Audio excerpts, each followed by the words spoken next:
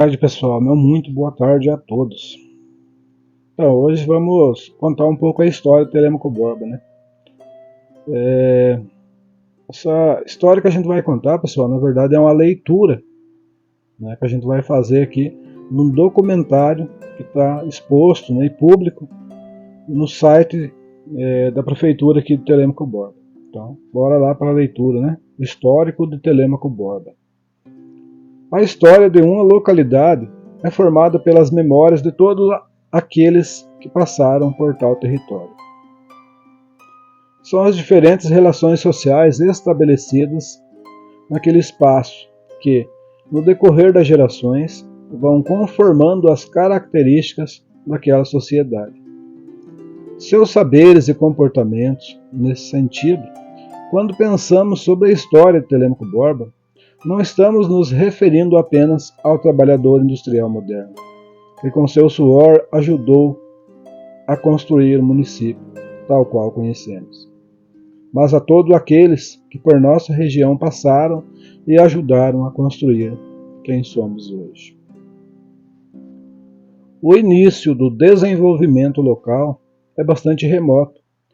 Existem vestígios arqueológicos em nossa região datados de 9.000 a 2.000 anos, segundo o levantamento realizado para a construção da usina hidrelétrica de Mauá,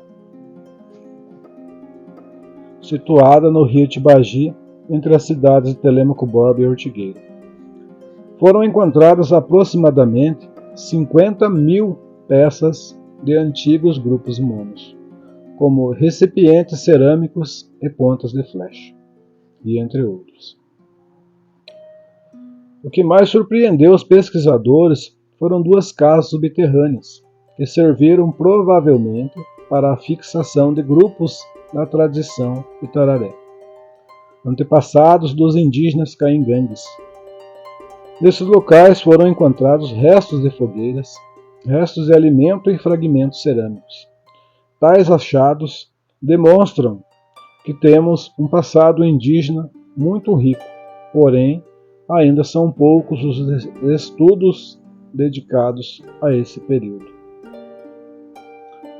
A partir do início da colonização do Brasil, outros grupos humanos começaram a passar pela nossa região, com destaque para os brancos europeus. Há registros afirmando a presença desses exploradores na região do Alegre, desde o início do século XVI. Segundo Mercer e Mercer, por volta de 1532, Aleixo Garcia foi um dos primeiros europeus a conhecer a localidade. Anos mais tarde, em 1541, ocorreu uma segunda expedição de Alvar Nunes Cabeça de Vaca. Dirigiu-se aos Campos Gerais para reconhecer as terras que, pelo Tratado de Tordesilhas, pertenciam à Espanha. Nesta época, dada a topografia local, nossa região já era conhecida e figurava uma importante via de comunicação para a colonização espanhola, permitindo o trânsito entre Paraguai, Guaíra, Vila Rica e São Paulo. Além desses e outros exploradores, os jesuítas espanhóis fixaram-se em território paranaense entre os anos de 1557 e 1577, fundando diversos aldeamentos indígenas, visando civilizar, evangelizar os nativos. Entre as reduções empreendidas, destaca-se Encarnação, localizada nos fundos da fazenda Monte Alegre, em relação à abrangência do movimento de catequização. Em 20 anos foram aldeados mais de 100.000 nativos, entre guaranis, kaiowás e arés. No entanto, as iniciativas de colonização espanhola, por meio das reduções, foram desmanteladas com as ações de bandeirantes, que buscavam nos aldeamentos indígenas, já habituados ao trabalho nos moldes europeus, a fim de capturá-los e vendê-los como escravos. Padres e aldeados das reduções que ainda não haviam sido invadidas fugiram pelo rio Paranapanema e o rio Paraná, o que levou ao despovoamento temporário da nossa região. Mercer e Mercer, 1934. Cerca de 30 anos mais tarde, os caingangues refugiam-se da expansão paulista e encontraram asilo em nossos campos. Desse período até o início do século XVIII, esses indígenas lutaram contra a ampliação dos domínios do homem branco. A resistência dos caingangues ao expansionismo colonizador custou muito sangue, principalmente indígena. Um elemento que, desde os primórdios da exploração europeia, atraiu toda a sorte de aventureiros e exploradores para a região, foi sua fama relacionada à riqueza mineral. A presença de ouro na região é conhecida desde 1720. O primeiro diamante foi encontrado em 1754. Desse período em diante, as notícias sobre os metais preciosos no rio Tibagi atraíram muitas pessoas, contribuindo para o início do povoamento que mais tarde se tornaria o município de Tibagi, do qual Telêmaco Borba fez parte até 1964. A origem de Tibagi, no sentido de uma localidade reconhecida pela coroa portuguesa, se deu a partir da concessão de Sesmarias, que seria grandes lotes de terras, aqueles que possibilitaram o despontar da civilização, com o extermínio e expulsão dos caingangues de nossas terras. José Félix da Silva foi o bandeirante paulista responsável pela eliminação do elemento indígena na região. De acordo com os relatos, José Félix tornou-se sargento-mor e levantou muralhas ao redor de seus domínios, chamando-os de Fazenda Fortaleza. Como os indígenas frequentemente atacavam aquela área, José Félix e seu capitão do mato, Antônio Machado Ribeiro, organizaram uma milícia armada, formada por homens livres e principalmente por escravizados, a fim de aniquilar os indígenas que habitavam aquelas paragens. Foi assim que, onde hoje é Harmonia, Telêmaco Borba, ocorreu o combate da mortandade, que levou ao genocídio dos indígenas locais, a chacina do Tibagi. Foi assim descrita por Fernandes em 1974.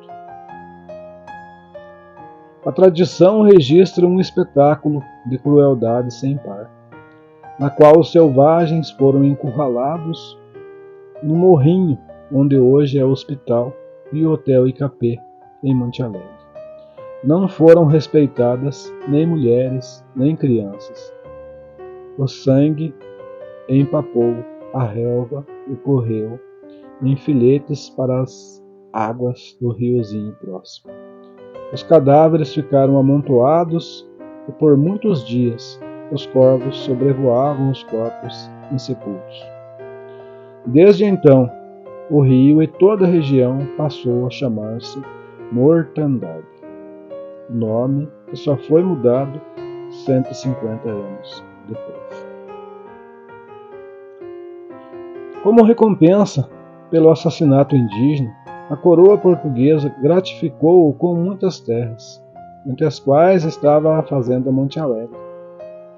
José Félix destinou ao seu capitão do mato e ajudador os campos do quadrante Iapó-Tibagi, lugar onde já havia alguns ranchos de mineiros e mais tarde seria a sede do município da cidade de Tibagi.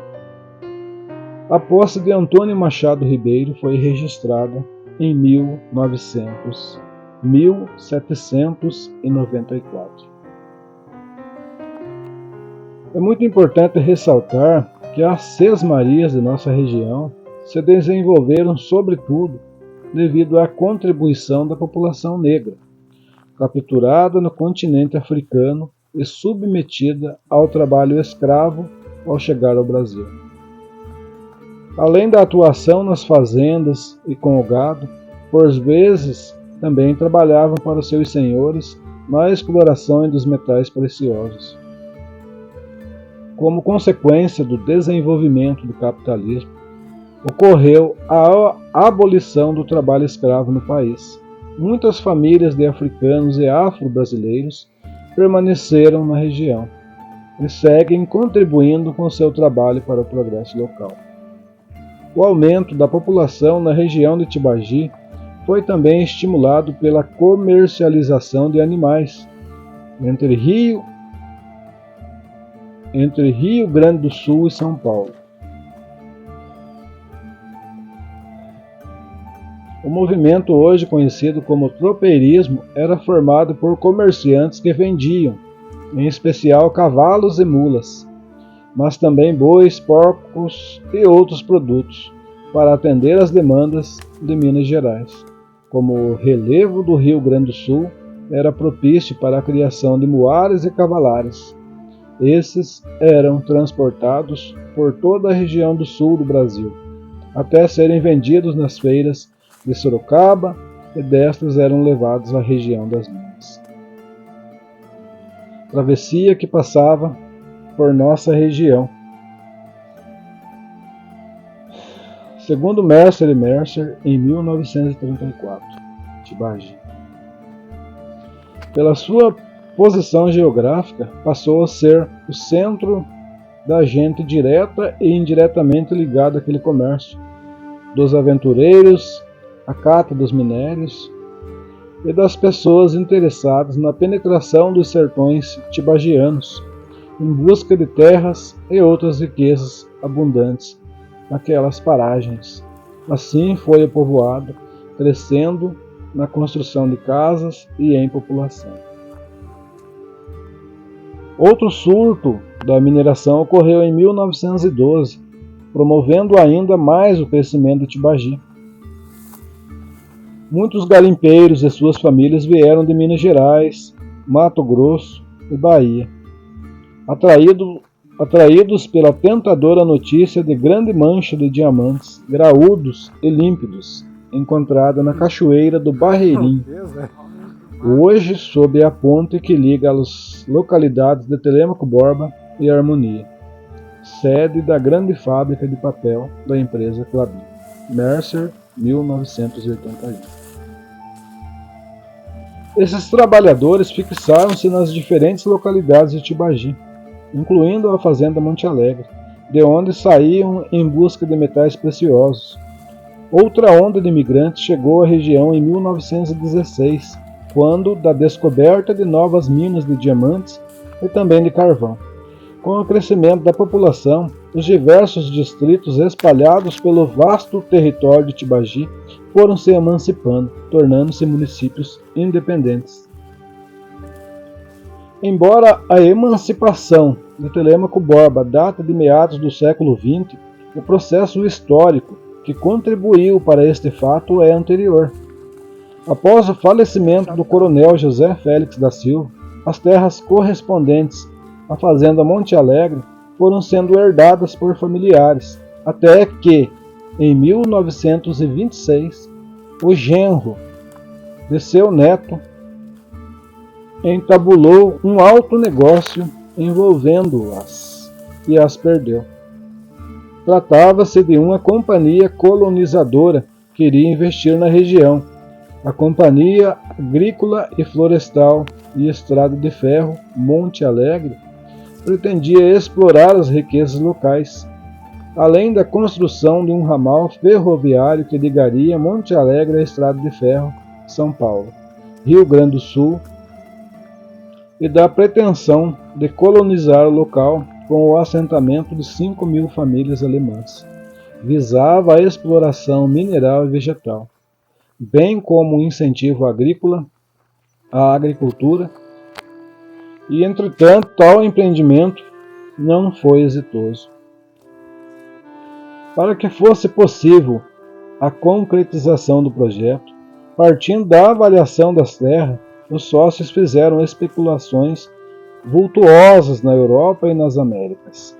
Além do capital estrangeiro, a companhia conseguiu 4.000 contos no Banco do Estado do Paraná, diante dos relatórios encorajadores enviados aos acionistas.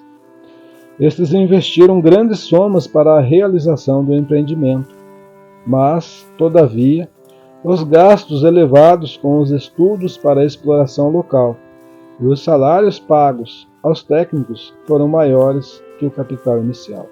Assim, em 1931, um dos credores requereu a primeira falência. Apesar da companhia ter escapado do primeiro requerimento, o segundo, em 1932, foi solicitado pelo Banco do Estado do Paraná. Como a única coisa de valor a oferecer para quitar as dívidas eram as próprias terras, a massa falida foi a leilão em 1933, sendo assim arrematada por 4.000 contos pelo próprio banco. Como os estudos realizados pela companhia afirmavam grande riqueza vegetal, apontando para a possibilidade de construção e de uma fábrica de papel e celulose na região, a fazenda Monte Alegre foi oferecida pelo interventor Manuel Ribas às indústrias da família Klabin, que já eram conhecidos por atuar neste ramo. A escritura de promessa de compra e venda foi assinada em 1934 e em 1941. A de compra definitiva. Deste período até o pleno funcionamento da indústria, em 1947, diversas foram as relações políticas e sociais que permitiram a concretização do empreendimento. Quando do início do projeto, havia cerca de 200 pessoas que moravam em Monte Alegre, descendentes de Pedro Ferreira Prestes, também conhecido como Pedro Lagoa, remanescente do processo de colonização. Por se tratar de uma localidade pouco desenvolvida, em comparação aos grandes centros da época, a construção de uma fábrica no interior do Paraná, próxima à matéria-prima, requisitou o desenvolvimento de toda uma infraestrutura para receber os trabalhadores e suas famílias e para garantir a produção industrial.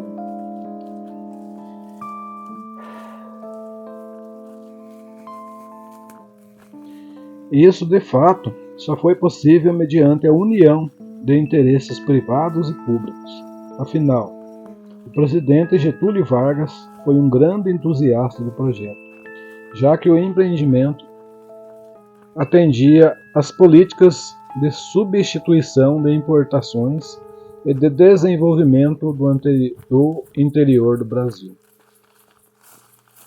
A alternativa encontrada para a viabilização de uma fábrica de papel e celulose no interior do Paraná foi a construção de uma cidade-empresa, ou seja, uma espécie de mini-cidade, onde um conjunto de equipamentos comunitários, incluindo habitações, edifícios de pequeno comércio, escola, hospital e áreas de lazer, pertencem a uma companhia e onde é exercido o controle sobre a entrada e saída de pessoas, configurando um núcleo urbano fechado.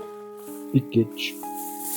As estratégias de controle adotadas nesse tipo de empreendimento perspassavam também pela manutenção da mão de obra afeita ao trabalho, a oferta de casas, serviços de saúde e assistência social, lazer e entretenimento, para citar alguns exemplos, constituem-se fortes atrativos aos trabalhadores e, ao mesmo tempo, os equipamentos vinculados à moradia, como o uso da água e da energia elétrica, eram objetos de pressão. Seguindo as concepções que pautam as cidades-empresas, foi construído, na Fazenda Monte Alegre, o bairro residencial da fábrica, formados pelas vilas Harmonia, Caiubi e Operária. O responsável escolhido pelo presidente Vargas pela execução do projeto foi Luiz Vieira, engenheiro-chefe que estendeu sua administração aos mais diversos aspectos da vida em Monte Alegre, incluindo a vida privada dos operários, a intervenção estatal e empresarial na organização social local atendida a uma questão fundamental.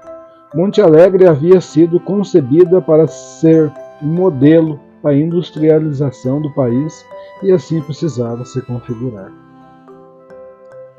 A possibilidade de uma vida melhor em Monte Alegre atraiu muitas pessoas.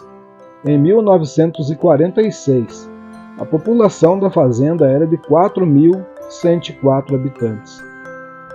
6 anos depois, em 1950, já ultrapassava 12.000 habitantes. Com esse contingente populacional, a oferta de moradias aos funcionários tornou-se um problema para a empresa. Assim, após a consolidação da produção industrial, o plano de desativação inerente aos projetos de cidade-empresa, optados pela Klabin, envolveu a progressiva transferência dos operários para outra localidade. Nesse sentido, em 1952, Horácio Klabin, um dos diretores administrativos da Klabin, organizou um loteamento do lado oposto da fábrica em relação ao rio Tibagi, para a formação de um núcleo habitacional. Independente da empresa, surgia então a Cidade Nova. Logo após o início do loteamento, visando estimular a transferência dos trabalhadores de Monte Alegre para a Cidade Nova, os lotes foram vendidos em prestações acessíveis aos trabalhadores, e a Klabin doou as casas em madeira habitadas por seus operários e famílias para serem desmontadas e montadas no novo endereço. Neste mesmo intuito, ocorreu também a construção da ponte de concreto sobre o rio Tibagi e o bonde aéreo. Desse período em diante, a Cidade Nova só cresceu. O aumento da cidade contribuiu para o desejo de independência local. Diversas foram as ações visando a emancipação da localidade, até o momento em que interesses políticos contribuíram para a emancipação local. Com uma rápida tramitação na Assembleia Legislativa do Estado, foi aprovado um projeto de lei que criava 59 novos municípios no Paraná. Esse projeto transformou-se com a sanção do governador Moisés Lupion na Lei nº 4.245, de 25 de julho de 1960, que criava, entre os 59 municípios referidos, município de Cidade Nova. Por se tratar de um estratagema político, a criação do município era uma forma de manter o domínio do grupo que se aliava aos interesses da oposição local.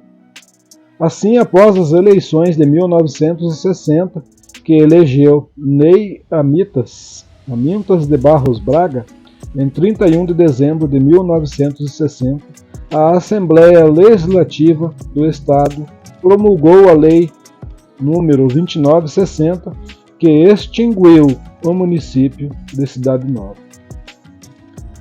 As discussões políticas em torno da elevação de Monte Alegre e Cidade Nova a município independente de Tibagi seguiram. Em 5 de julho de 1963, foi sancionada a Lei nº 5.738, criando o município de Telêmaco Borba. O nome escolhido gerou controvérsias, já que a escolha se deu por influência. Então, o presidente da Assembleia Legislativa Estadual, deputado Guatassara Borba Carneiro, neto do coronel tibagiano Telêmaco Augusto Enéas Morosini Borba, contrariando aqueles que preferiam o nome da cidade atrelando a indústria, e as primeiras eleições do agora município de Telêmaco Borba foram realizadas em 1º de março de 1964, elegendo então Péricles Pacheco da Silva como prefeito, e mais 9 vereadores, entre eles uma mulher eleita e outra suplente, Zélia de Lourdes Almeida Batezati e Eloá Martins Quadrado, respectivamente. A instalação oficial do município de Telêmaco Borba ocorreu em 21 de março de 1964, data em que os governantes tomaram posse de seus mandatos. E o município seguiu crescendo e se desenvolvendo. Por essa razão, em 1966 foi criado o distrito de Imbaú, elevado à categoria de município pela Lei nº 11.220, de 8 de dezembro de 1995. Ana Flávia Brau Vieira. Beleza, pessoal? Então a gente vai ficando por aqui. Boa tarde a todos. Valdecir Bueno e Tabicel Celulares agradece.